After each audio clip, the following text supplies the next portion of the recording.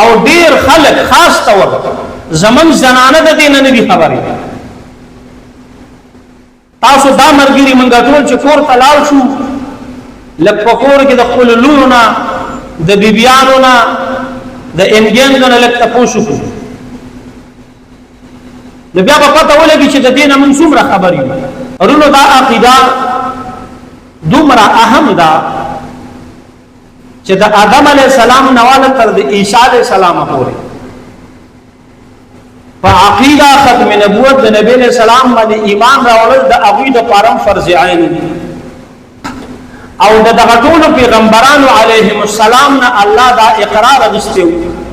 کوم چې قران کې راغلي بیا د نبی علیہ السلام په ژوندۍ کې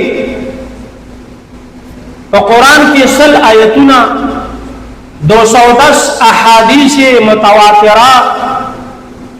د امت اولنۍ اجماع او بیارونو دغه عقیده د دفاع لپاره د ټول زیات شهادتونه په ختم نبوت باندې شوي د نبی علیہ السلام په ژوندۍ کې 259 کسان شهیدان شوي دي او د مسلمه کذاب سره په هغه جنگ کې 1200 صحابه کرام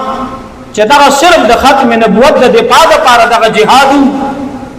دا 1200 صحابه کرام دا شهیدان شوي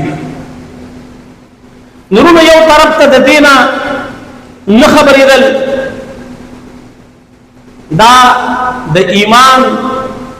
زوال نه یاد لري